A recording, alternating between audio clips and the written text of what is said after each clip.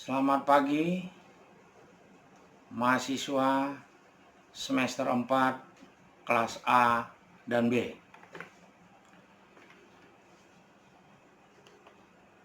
Hari ini kita masuk dalam sesi kedua perkuliahan hukum ketenaga kerjaan. Pokok bahasan yang akan kita bahas pada sesi kedua ini adalah tentang sejarah hukum perburuan di Indonesia dan sedikit internasional.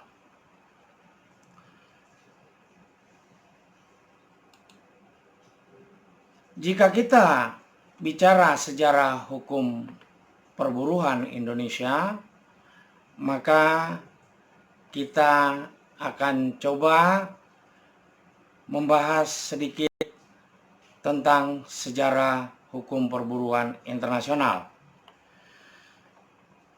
Hukum perburuan ditenggarai muncul pertama kali di Eropa sebagai reaksi atas perubahan-perubahan yang dimunculkan oleh revolusi industri, penemuan mesin uap di Inggris sekitar tahun 1750 membuka peluang untuk memproduksi barang jasa dalam skala besar. Revolusi Prancis 1795 menjadi simbol dari kelompok baru masyarakat modern yang mulai muncul. Diproklamirkanlah keniscayaan persamaan derajat bagi setiap warga negara dan kebebasan berdagang atau bergiat dalam lalu lintas perdagangan. Napoleon menyebarkan ide baru tentang hukum. Demikian ke seluruh benua Eropa. Meskipun demikian, selama kurun abad ke-19, tampaknya kebebasan-kebebasan baru tersebut di atas hanya dapat dinikmati oleh sekelompok masyarakat elit yang kemudian muncul. Sekitar tahun 1900-an, beberapa negara Eropa mulai memodernisasi legislasi mereka terhadap kontrak atau perjanjian kerja yang sebelumnya dilandaskan pada konsep-konsep dari hukum Romawi. Adalah Hugo Siesheimer, guru besar hukum dari Jerman, adalah orang yang pertama kali mengembangkan konsep kesepakatan kerja bersama dan mendorong legislasinya. Konsep yang kembangkan di Jerman pada era Weimar dicakupkan ke dalam undang-undang, dan langkah inilah menginspirasi banyak negara lain untuk mengadopsi konsep yang sama.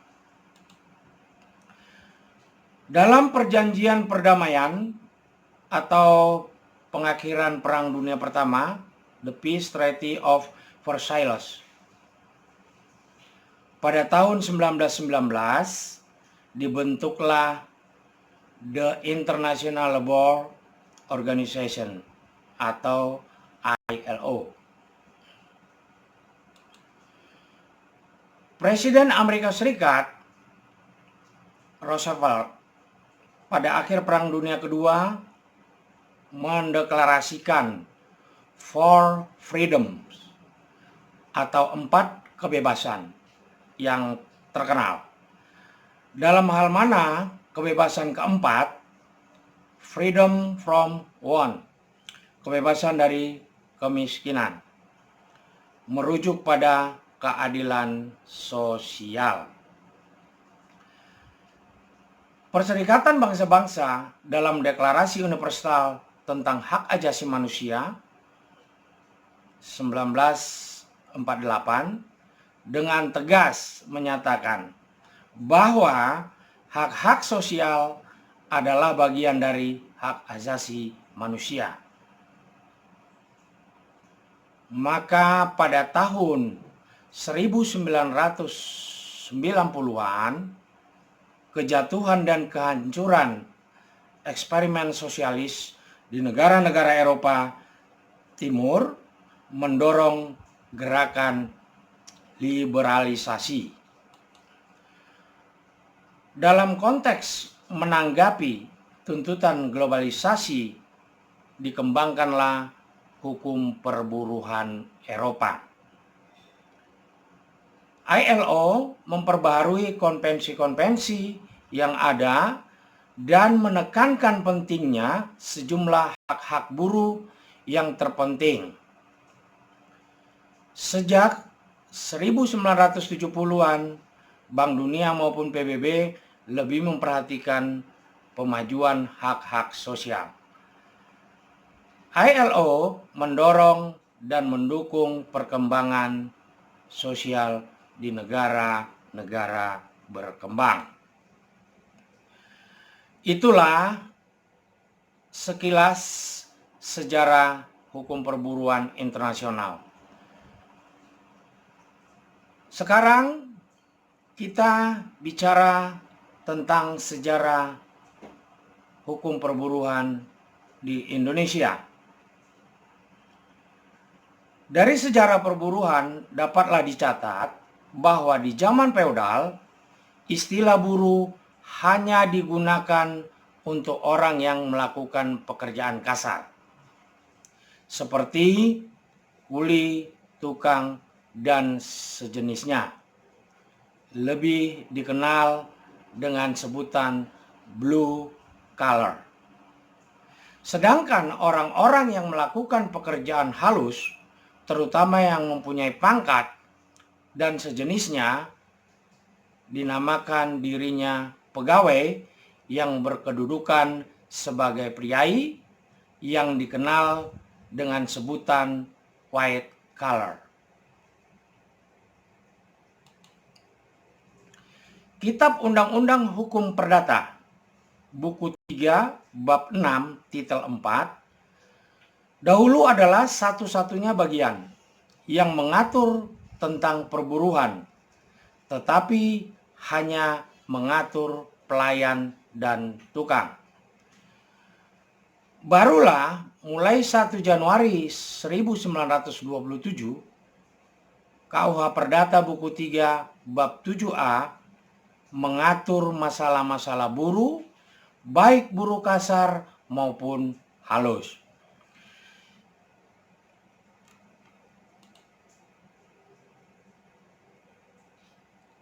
Jadi, jika kita mau memahami dan melihat sejarah perburuhan di Indonesia, dapatlah kita bagi menjadi 2. Yang pertama, sebelum kemerdekaan 17 Agustus 1945,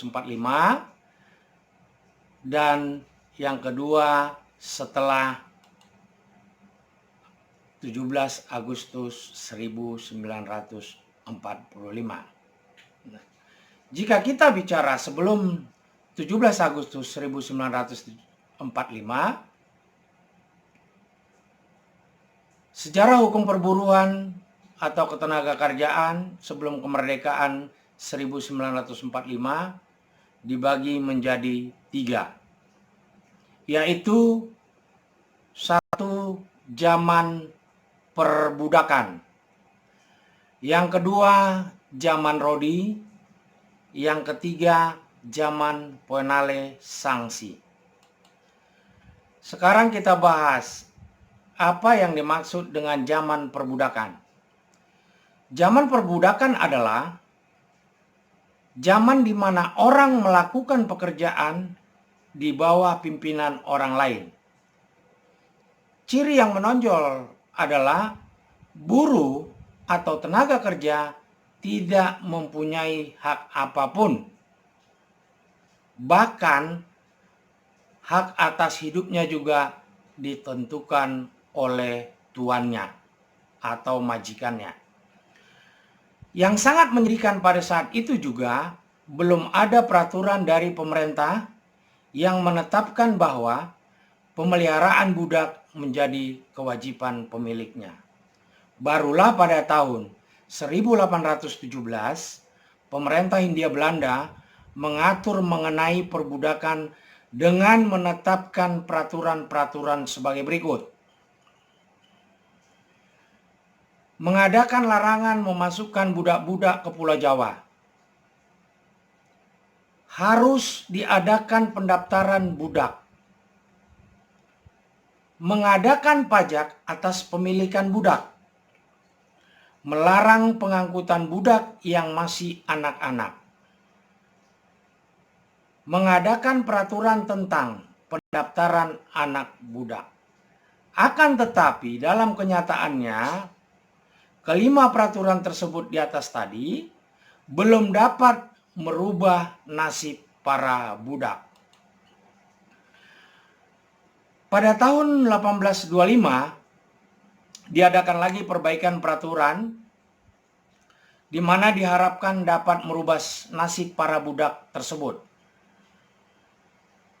Intinya adalah bahwa hubungan pemilik dan budak tidak terletak pada baik buruknya perlakuan pemilik budak. Akan tetapi terletak pada hakikat hukum perburuan itu sendiri, yaitu mendudukkan mereka pada kedudukan yang merdeka secara yuridis, sosiologis, dan ekonomis. Secara yuridis artinya budak menjalankan kewajiban dan diberi haknya sesuai dengan ketentuan peraturan yang ada. Sedangkan secara sosiologis berarti hak dan kewajiban yang diterapkan tersebut diakui dalam masyarakat.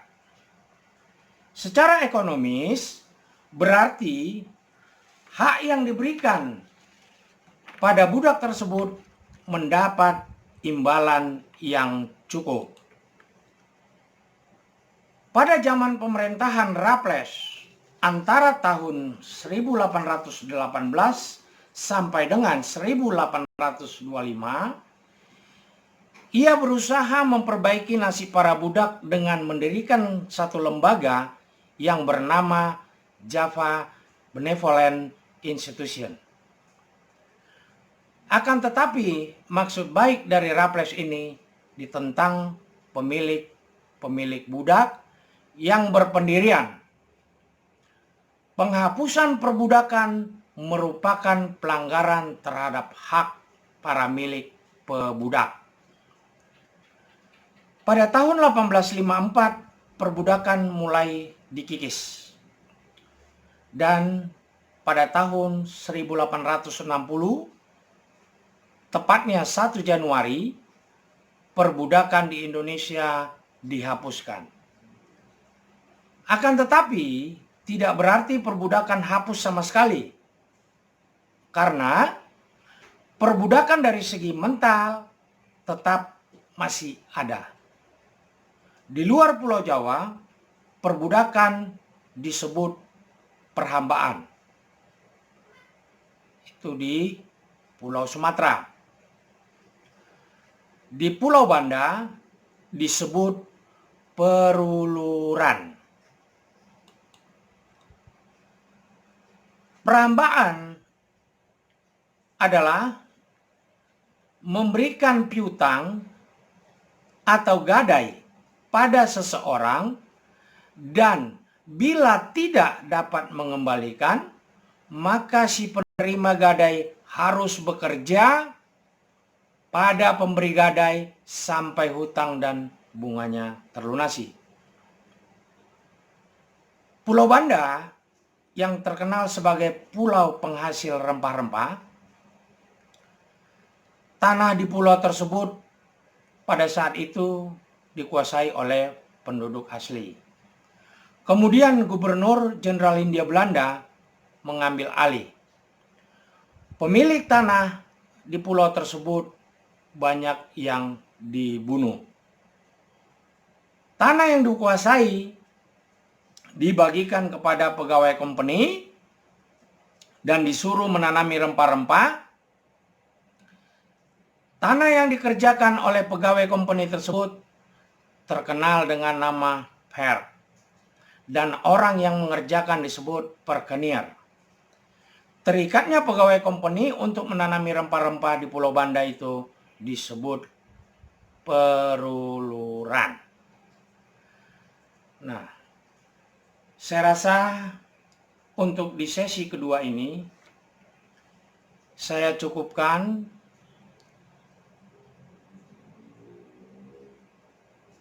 Di sesi ketiga nanti kita masih bicara sejarah hukum perburuan di Indonesia.